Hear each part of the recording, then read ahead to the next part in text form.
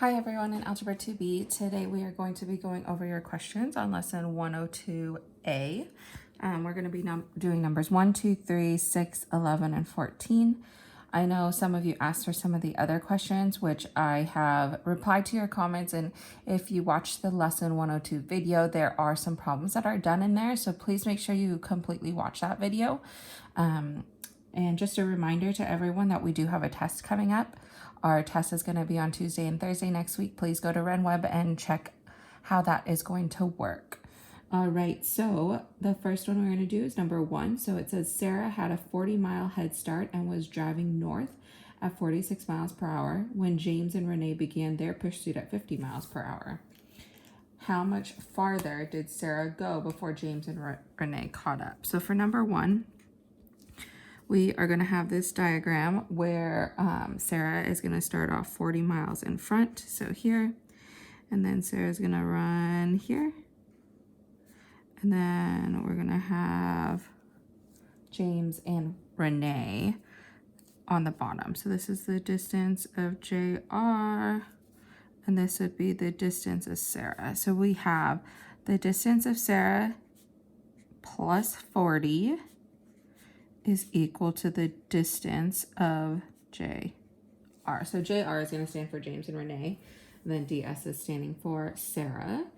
And then I'm also going to change that into distance equals rate times time. So this would turn into RSTS plus 40 equals RJR TJR.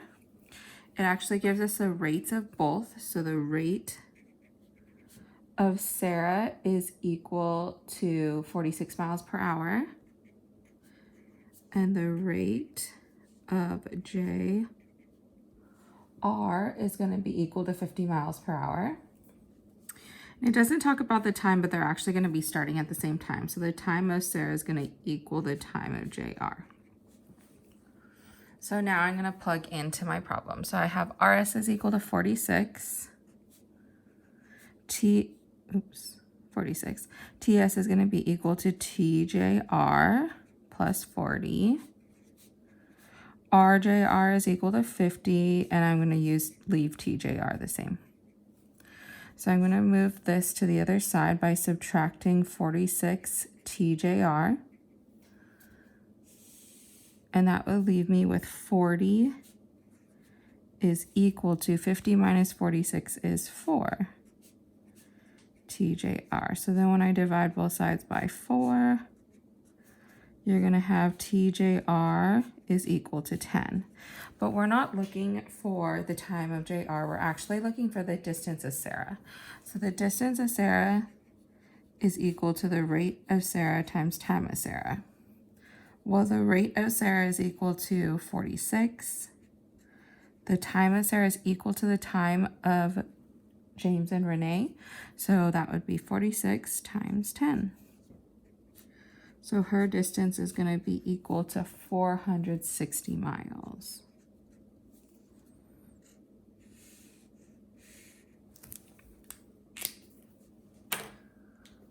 Now moving on, we're going to look at number 2. So for number 2, it says the speed of the boat in Stillwater was 10 miles per hour. The boat could go 78 miles down the lazy river in the same time it took to go 42 miles up the river. How fast did the current in the lazy river flow? So it says, so for number 2, it says the speed of the boat is 10 miles per hour. So B is going to be 10. Then it says the boat could go 78 miles down the river. So distance down the river is 78. In the same time, so the time down is equal to the time up, and the same time that it took to go 42 miles up the stream. So distance up is 42. Okay, so now what I'm going to do is I'm going to use my 2 formulas. So I have a downstream formula, which is going to be B plus W times TD equals DD. And then I have my upstream formula, which would be B minus W times TU equals DU. So I have my speed of the boat is B, or 10. My time down is equal to the time up, and my dd is equal to 78. So I'm going to distribute my TU so that I get 10 TU plus WTU equals 78. Now for my second equation, my B is still equal to 10. My TU I'm going to leave as TU, and DU is equal to 42. Now I'm going to distribute the TU, so that would be 10 TU minus WTU equals 42. So now what I'm going to do is I'm going to add these two equations together. So I have 10 TU plus WTU equals 78. My WTUs are going to cancel. So I have 20 TU is equal to 120. So TU is going to be equal to 6. But you're not done yet because you actually are solving for the speed of the current, which is W. So you're going to take this TU and plug it into this equation here. So I have 10 times 6 plus W times 6 equals 78. 10 times 6 is 60, so I'm going to subtract 60. So I have 6W is equal to 18, which means that W is equal to 3.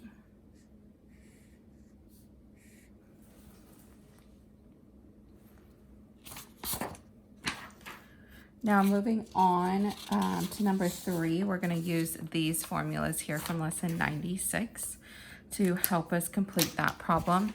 So it says in the problem that the horses vary directly as goats and inversely as pigs squared. So the first thing we're going to look at is the horses varying. So for number 3, I'm going to start with H1 over H2. It says that it's varying directly to the goats. So directly means it goes on the opposite side. So it would be G1 over G2. But then it says inversely as pig squared. So inversely means we're going to flip it like this. And it would be, it's squared too. So it's P2 over P1, but don't forget to square both of those. So both the pigs are squared. Now you're going to just start inputting your variables into the problem. So it tells us that the barnyard contained 5 horses, 4 pigs, and 2 goats. So H1 is going to be 5. G1 is going to be equal to 2. And then P1 is going to be equal to 4. And don't forget that you have to square that. So that would be 4 squared. Then it says how many goats were there. So we're solving for G2. How many goats went with 6 pigs and 10 horses? So the horse 2 would be 10. And the pigs would be 6. And don't forget to square that as well. So now what you're going to do is you're going to cross multiply this.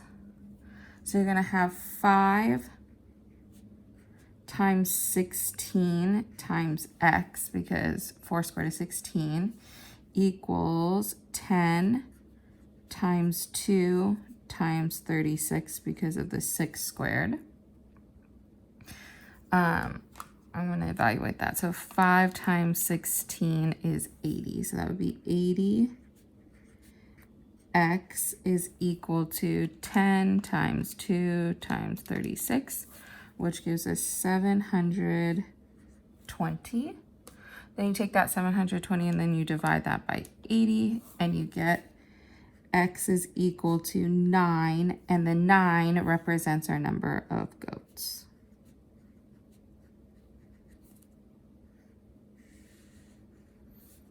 So don't forget to refer back to your previous notes. I hope you've been taking them, and if you haven't, you do have a test next week, so I would be studying for that. Next thing we're going to look at is number 6. It says the pressure of a quantity of an ideal gas was held constant at 453 newtons per square meter.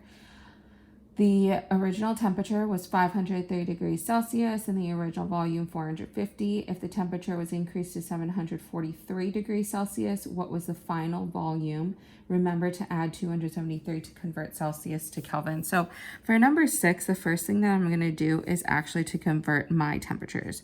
So my T1 is it starts at 503 degrees Celsius, but I need to add 273 to that to switch it to kelvins.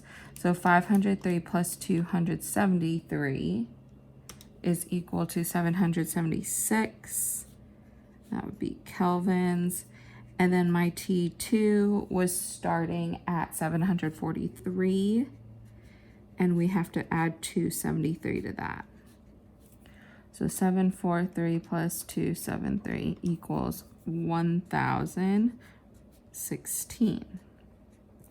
All right, now we're going to go to our formula. So it's normally P1 V1 over T1 equals P2 V2 over T2.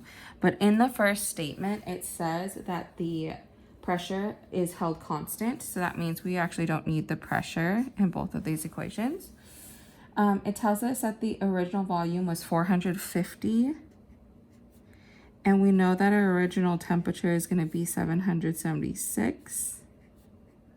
Then we're trying to solve for the final volume, so the V2, when the temperature was increased to 1016. So you're going to cross multiply again, so that would be 776x is equal to 1016 times 450. You're just going to divide both sides by 776.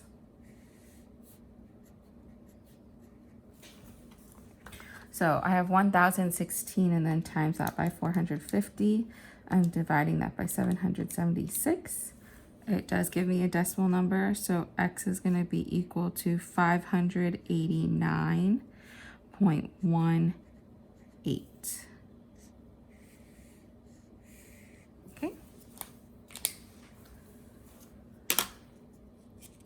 And now we're going to move on to number 11. So for number 11 has to do with the absolute values. Do have some notes that we're going to refer back to, but before we refer back to those notes, I'm actually going to evaluate for the absolute value. So the first thing that I'm going to do, I see that it's integers, so that's going to be points, not arrows. Then I'm going to move the 2 to the other side, so I'm going to add 2, so that'd be negative absolute value of x is less than or equal to -3. Then I'm going to divide both sides by -1. Remember that when you divide by a negative number, we have to flip this sign. So this would turn into the absolute value of x is greater than or equal to +3. Now I need to refer back to my notes for the absolute value of x. So for the absolute value of x, when it's greater than, so absolute value is greater than, we are going to go from that number, positive and negative, and go away from those two values. So if absolute value is greater than, you go from the positive and the negative, and you go away from those numbers. So that's exactly what we're going to do here. Our number line is going to be -5, -4, -3,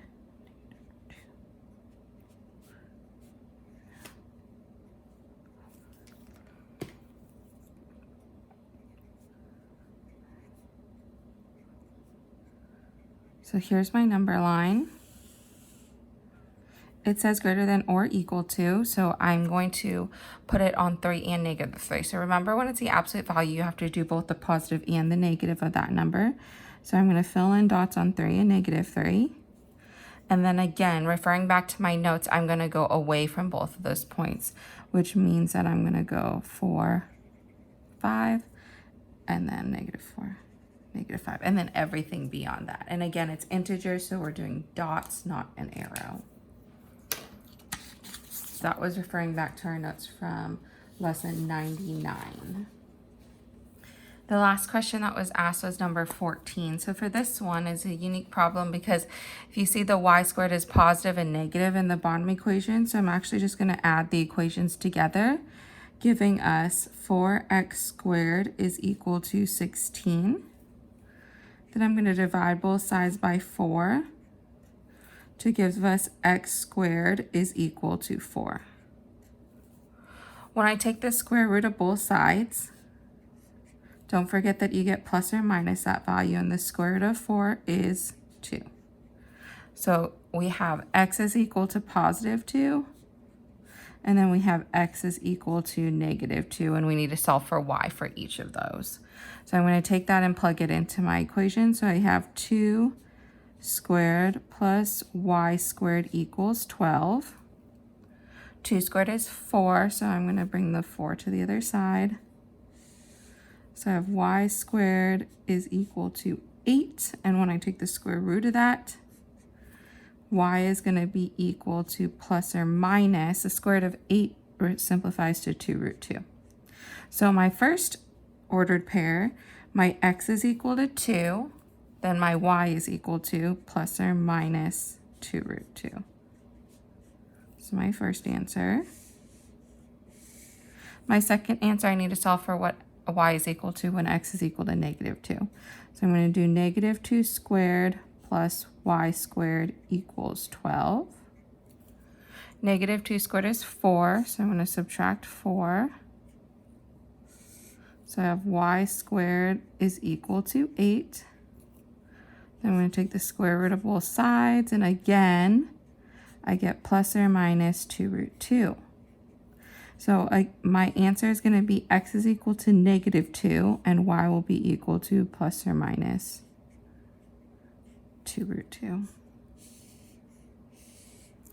Two sets of ordered pairs. And that concludes your questions from lesson 102A. I hope you guys all have a great day. Don't forget to post your questions for lesson 102B in the comments of this video. Bye.